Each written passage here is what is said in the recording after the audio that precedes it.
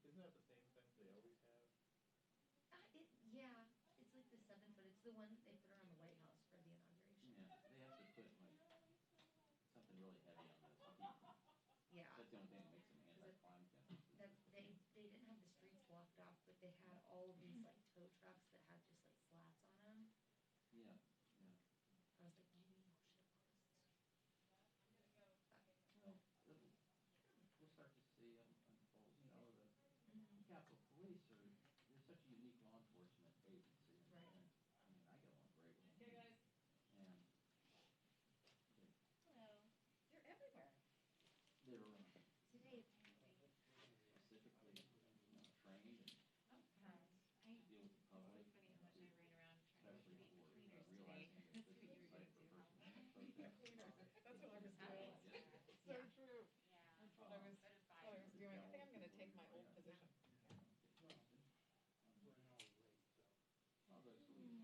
You know, one thing, I've talked to recruits out at training center before. Something, a thing we had with a former sergeant on it.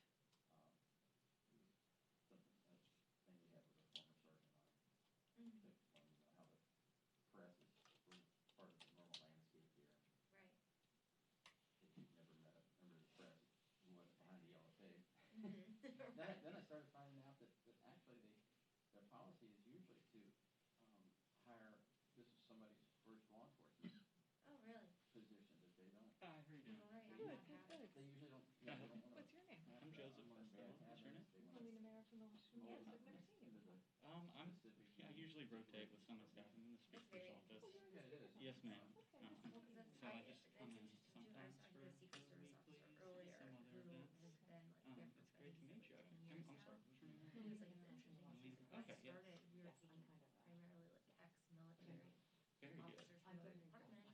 He was like, now we take former Been all over? former Hill staffers, like people with Oh, all okay. kinds of backgrounds. Yeah, he was like, it's Where in just California? kind of just like raw. Oh, very good. My brother actually just got engaged at Big Sur. And this is a funny story. So he went and got engaged there, but didn't plan on taking any pictures or anything. But on the lawn, he installed some kids with like, not quite this level, but like a DSLR or a decent camera. Yeah. Former military. And they did. And so he has like these super high quality engagement photos from Big Sur. Yeah. Yeah. Did they go to Keel Beach? Did they go to Cypress Beach? I'm not sure. In the rock? I don't know if that wasn't in the picture, but like on the hike, that I saw that and that's how I recognized Big Sur. So I think they were somewhere there. But it was good spot. It's a very interesting place to have a motion post bureau.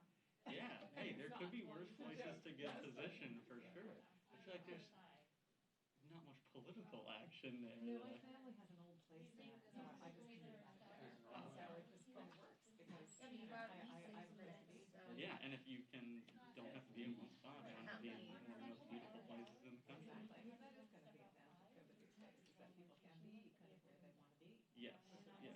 If you're in that, if you have that luxury, I think it would definitely benefit a lot of people. I have a lot of friends who they don't seem too upset working at beach houses, and I have friends who rented a place in Mexico for 2 months, and good for you. Good for you. Well, it was great to meet you. Thank you. Good luck in the speaker's office. Thank you.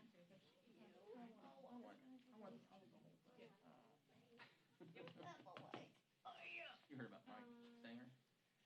Yeah, what about I think they're gonna fire him. Sounds like. No, it's fine. I just like. We were doing it. We were conferring. Oh, because of Yeah, of course. We have to have you guys step out and then come in on the second rotation through. I thought we were having 7. We have 5 actually. Oh, 5-ish. I know, sorry. Oh, I thought Let it me was see 7. what- let me Let's see say you what- guys, who do you I mean? thought it was 7. We have 5. Oh. Technically, if I was to finagle it, I'll get it to that. How many people are out there? There's people spread around. We have at least maybe 10 additionals. Yeah, actually, like, people like Mark Yeah, Peterson. people are there, people are in the I other. can go out and come back in. hallway. You want somebody else? First 5.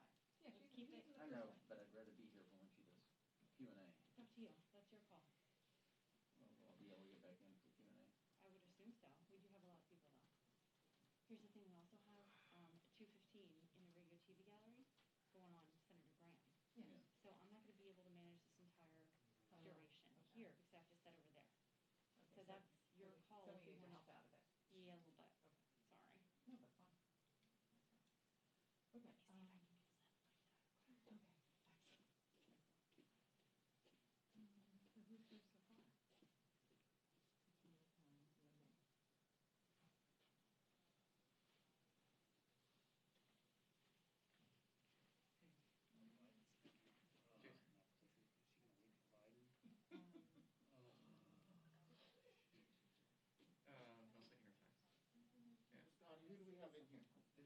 He's got 2 bucks himself. Yep. There's no Reuters, the other company doesn't have No, It's Yeah, today. it's cool. I mean, it's not cool, but it's rotation. There's only 5 people can do it at a time. You sure? Reuters? Okay. Sorry. No, I'm not worried. I am Yeah, done. I know, it's Reuters. Is there AFP here? There you go. No AFP. No AFP. So then I'm the next person in. Yeah. I'm 6th, so I'm the next person. And I'm right after you, so there you go. Did you say Schumer also? Schumer's New York. Schumer, what? Schumer's in New York. Oh. Yeah, Schumer's in New York, he's not showing up here. Hey, Trisha? It works for me. I thought that was the third pressure You need a- happening. You need a really long lens. Yes. Okay, I'm gonna go. I'm not paid enough for that. So Scott picking up the phone or is that? No one? Yeah, he said no. He wanders.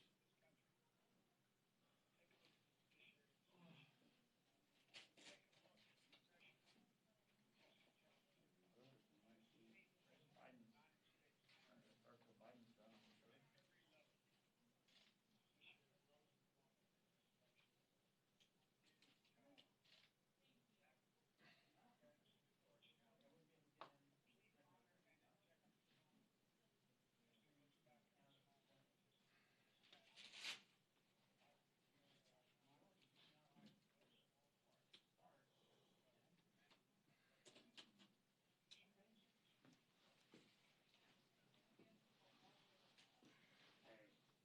No, is he on time? Is it, I'm sorry, 2, is he in the 2 o'clock?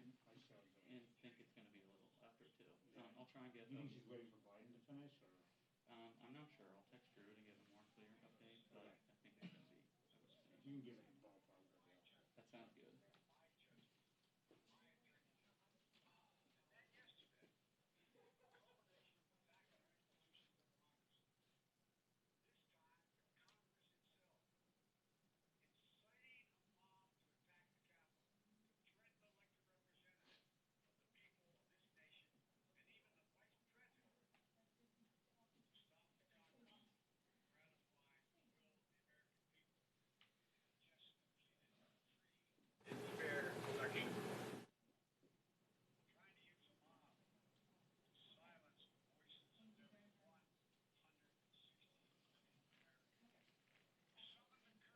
Elaine Shaw's resignation letter says she's resigning in 2020. Oh. Oh, retroactive? January 11th, 2020. There've been a few of those Record 2020 record. things. I don't know, I feel like every day that happens. I've come close to doing this before. Bump it to 7. Thank you. Getting that way. I totally Can't mess it up with mistakes like this. Not the resignation. I was, the 2 of us was really good next week. It was good in the Senate rotation. Surprise! You got a lot of rebuilding. Absolutely.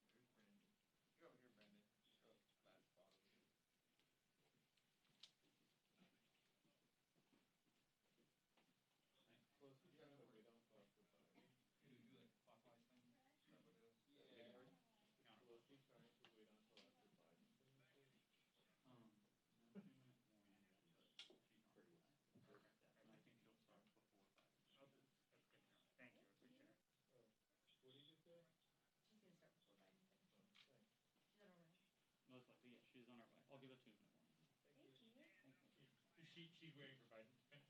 No, I don't know. But she's not. I do, man. Good, good, good. That's right.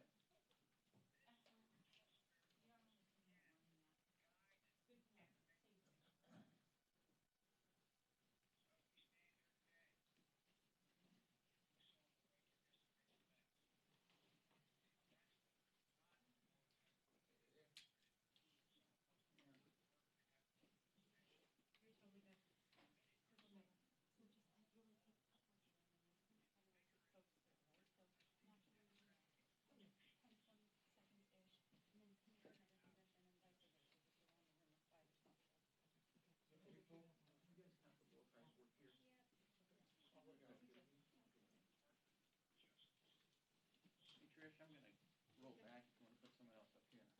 I'll go over there. Are you gonna go there, Brandon? I'm just gonna Somebody, anyone wanna fill this one here? Yeah, I'll go there. Fabulous. I'm gonna take a nap.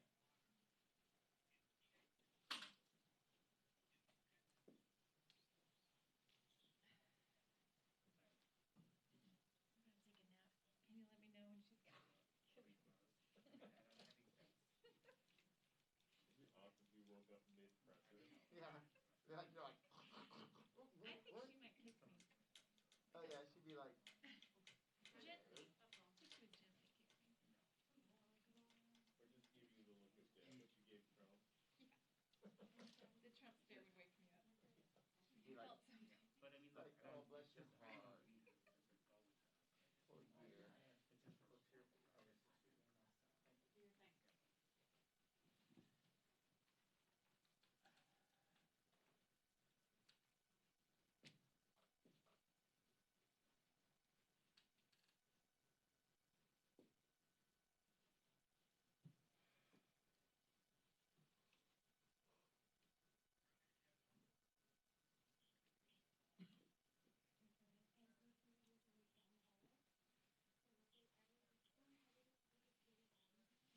Okay, 2 minutes. You're really making Trish work today. I know. Is it lunchtime yet? What can we get lunch? It is actually. I'm going home after this. That's a good plan. I mean, there's not a lot happening here today. No, I already photographed every piece of broken glass.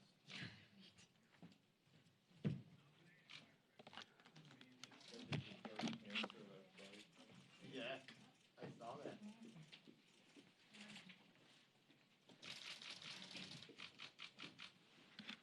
Good afternoon. I don't know if the word good is a way to describe it, but because yesterday, the President of the United States incited an armed insurrection against America. The gleeful desecration of the U.S. Capitol, which is the temple of our American democracy, and the violence targeting Congress are horrors that will forever stain our nation's history, instigated by the President of the United States. That's why it's such a stain. In calling for this seditious act, the President has committed an unspeakable assault on our nation and our people. I join the Senate Democratic leader in calling on the Vice President to remove this President by immediately invoking the 25th Amendment. If the Vice President and Cabinet do not act, the Congress may be prepared to move forward with impeachment. That is the overwhelming sentiment of my caucus. And the American people, by the way. Justice will be done to those who carried out these acts, which were acts of sedition and acts of cowardice. To those whose purpose was to deter our responsibility, you have failed. You did not divert the Congress from our solemn constitutional purpose to validate the overwhelming election of Joe Biden and Kamala Harris as President and Vice President of the United States.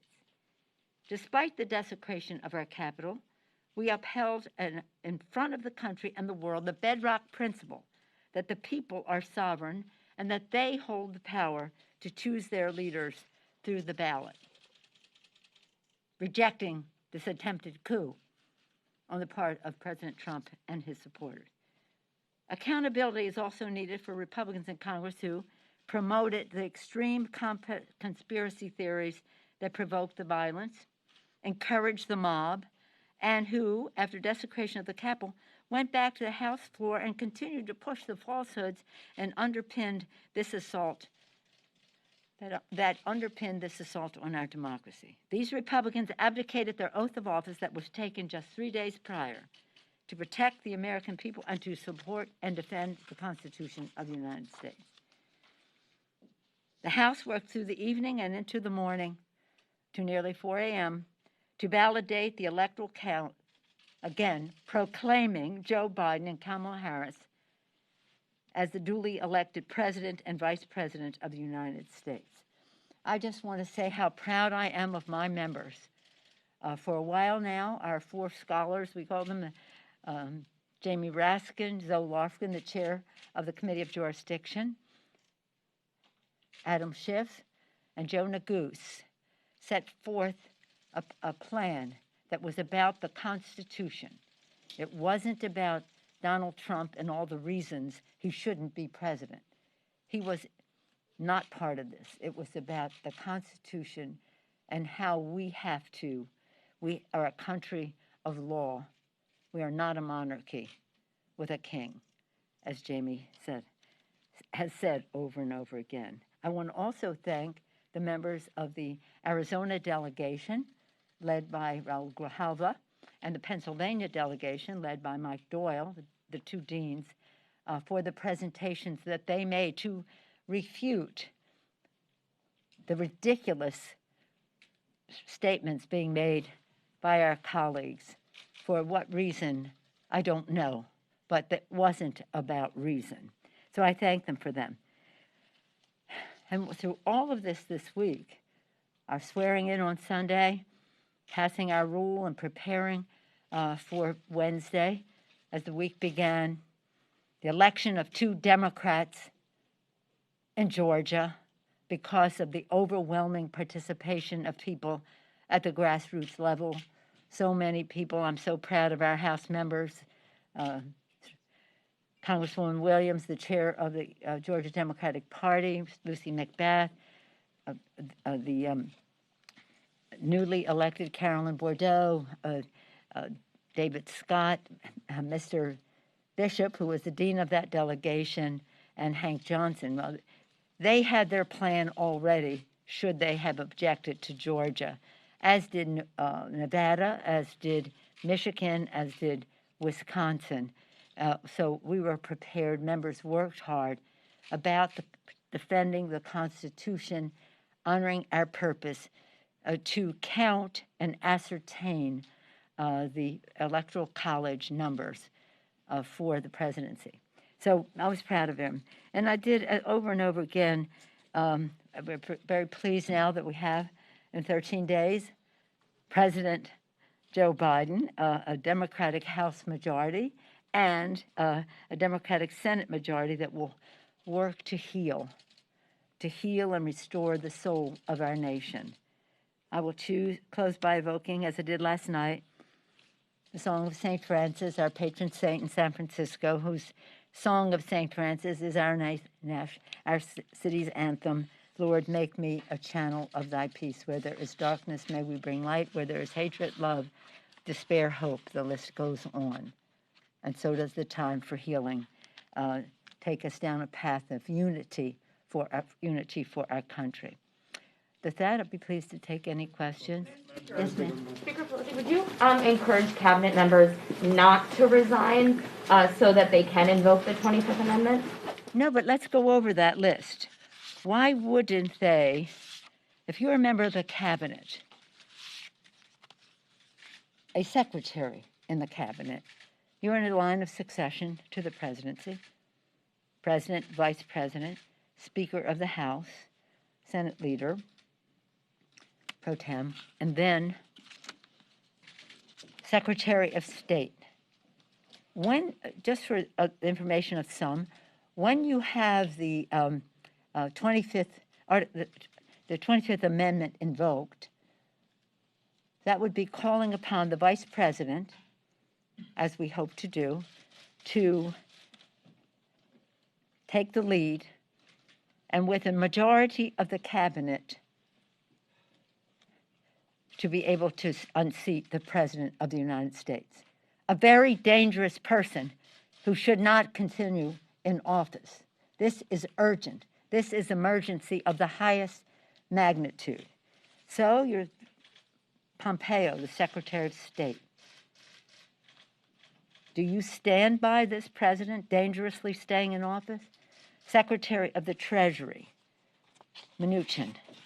What is it? Is it about success in business later, or is it, do you believe in this? Do we have the list? I know it because I know it.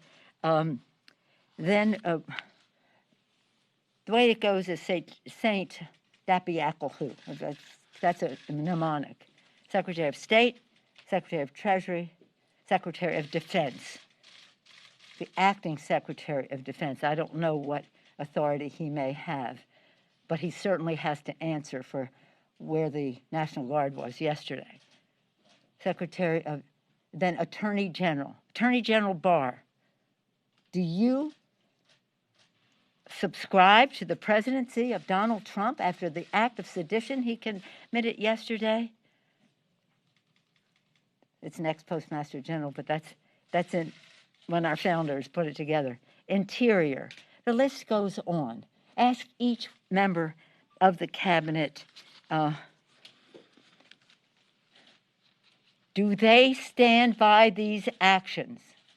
Are they ready to say, in the next 13 days, this dangerous man can do further harm to our country, an assault on our democracy, on the first branch of government?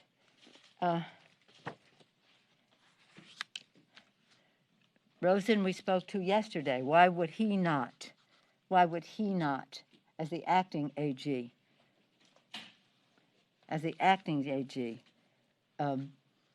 say this is wrong?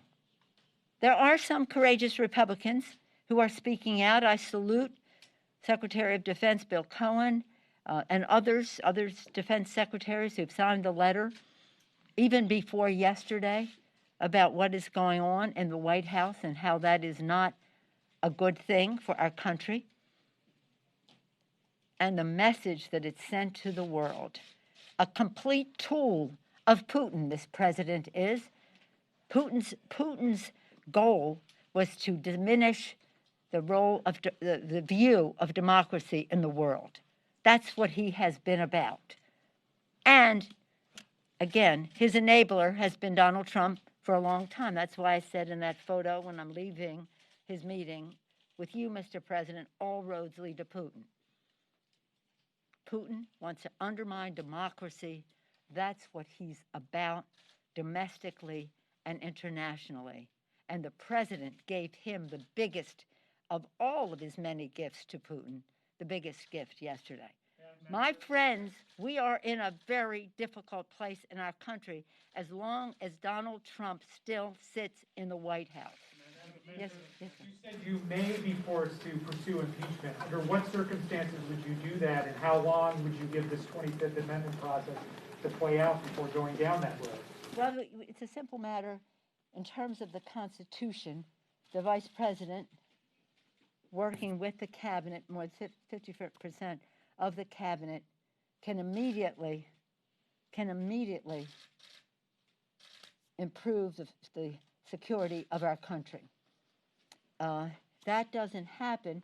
Jamie Raskin has passed legislation that enables another step in the 25th Amendment process. The 25th Amendment process is when it is determined that the president is unfit for whatever reason to be president of the United States, in case some people don't know what that is.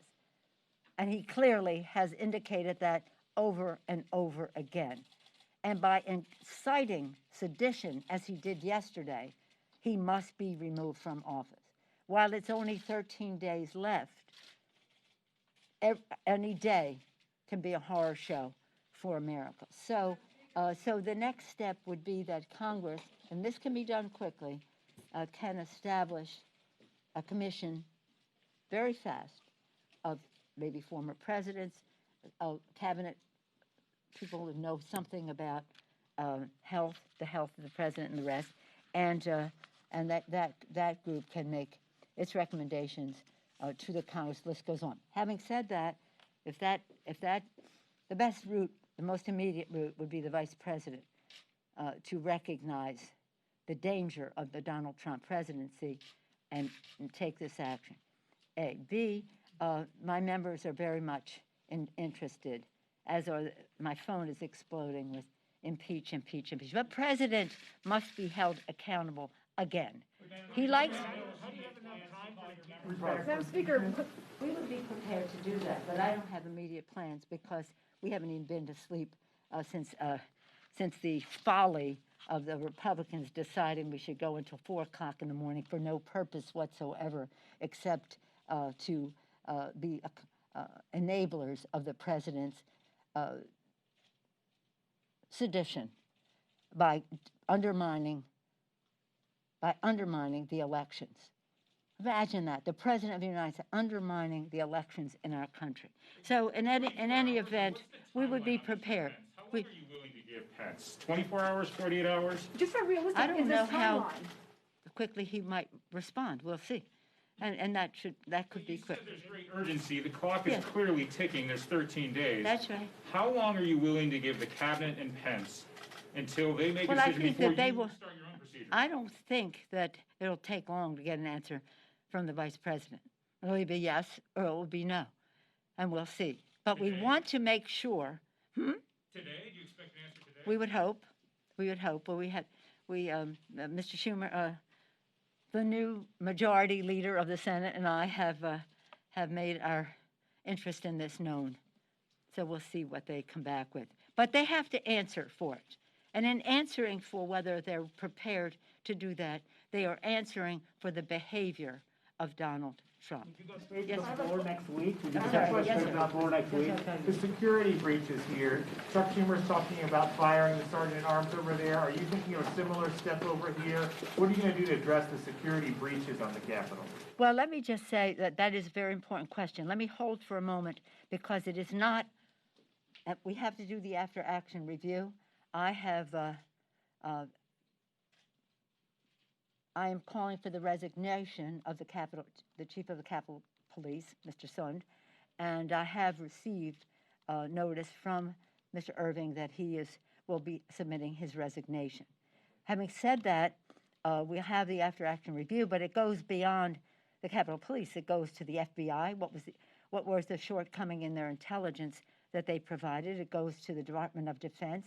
How long did it take for them to respond or anticipate the need for the National Guard? It goes to many other elements of the executive branch, and I think we have to have the full review. But from the standpoint of, well, let me just say this, many of our Capitol Police just acted so bravely and so with such concern for the staff, for the members, for the Capitol of the United States. Many of them, and they deserve our gratitude. But there was a failure of leadership at the top of the Capitol Police, and I think Mr. Sund, he hasn't even called us since this happened. So I have made aware that I would be saying that we're calling for his resignation. Now, in that score, getting back to what was underestimated, that the President of the United States would not be as insightful. Perhaps somebody thought for a moment that he would be patriotic before he leaves office for just this once. So again, the fact that these people were incited, and you know what? Last night, I don't know if you heard on the floor, but some of the Republicans in their enabling of the president's bad behavior have said those were not Trumpites, they were Antifa invading the Capitol, disguised as Trumpites, right? So we have a problem here with the enabling that is going on with the Republicans in the Congress as well. And undermining the election, again, enabling the president, and if they don't recognize what yesterday was, a threshold was crossed of such magnitude that there is no way that this president should be allowed to make any decision to rouse any troops of his Trumpites what's next? What happens today? Who knows? But what we do know, that he must be contained. Any other questions? Yeah. Yes, ma'am. Mitch McConnell about this? Have you spoken to Mitch So, McConnell about yes, ma'am. impeachment? So I wanted to ask, for the inauguration, what are your plans? How are those changing, and how do you plan to keep members and people in the Capitol secure at that time? Well, I'll go back to my original point. We have 13 days more of Donald Trump to deal with, who was a danger to our country. So when we talk about the inauguration, that is a national security event. And that rises to a different level of security protection. We want every day at the Capitol to be deemed a national security event, so that there's no, well, I didn't know, and blah, blah, blah. That highest level of concern, intelligence seeking, redundancy if necessary, to protect. We've been working a long time on the inauguration, and just in terms of coronavirus, another shortcoming of the president, people have died because of his denial, distortion, and the rest, calling it a hoax. This man is deadly to our democracy and to our people. But to get to your point, so because of coronavirus, in our meetings on the intelligence, on the inauguration, as far as we have jurisdiction in the Congress, but then it becomes the purview of the presidential now designee, Joe Biden. But to the point that we have that, the decision was encouraged to just have a very small inauguration. I don't know what is in the public domain on it, but I'm not going to put that out there, except that it would be very small, and hopefully have a celebration at some later time when we're not coronavirus sensitive. Now, on top of that, to see what happened yesterday, if there's any, I don't want to use the word benefit because nothing could justify, but if there's anything learned about it is that we have to be very, very careful, because these people and their leader, Donald Trump, do not care about the security of people. They don't care about our democracy. They don't care about the peaceful transfer of power. Something is very, very wrong here. Now, let me just say one more thing about what he did yesterday and relating to other national security events. People saw throughout the world something that looked like it was out of a banana republic or some other kind of a third world, where the president of the country turned on the people. And what was sad about it is, of course, as members of Congress, we sign up. We sign up for the exposure that we have. But to see in the eyes of so many of the staff people, especially the younger ones, the trauma, the fright that it was for them to be locked into rooms with terrorists banging on the doors, hiding under desks, under tables, and the rest of that. They didn't sign up for that. We didn't sign them up for that. A blessing to be interested in public service, to learn from it here, perhaps to go on into public service, but to carry that important value into whatever they do in life. But to meet with them and to see how frightened they were, how traumatized they were, because these thugs, these Trump thugs, decided that they would desecrate the Capitol with no thought of what harm they might do physically, psychologically, or in any other way. And they will be prosecuted. Justice will be done. So in terms of the inauguration, I don't know if it could be made any smaller, but I don't trust whatever the president might have in mind, because I do not trust, because I think he's a very dangerous man. So again, we'll review what our options are in terms of the 25th Amendment, review what our options are. If he wants to be unique and be doubly impeached, that's kind of up to him and his cabinet as to whether he should stay in office. Impeached, defeated, impeached, gone. And it's really a sad tragedy for our country. I say I pray for the president every day, and I do. Last night was the hardest day for me. Night, like 5 o'clock in the morning when I finally got home, as I was praying at night, you got to keep praying for me. You've got to keep praying for him. Maybe there's some hope. But we can't take that chance because people's lives are at stake as well as our democracy. That's it for now. Thank you. Madam Speaker, is the president welcome at the inauguration? Do you want him to come?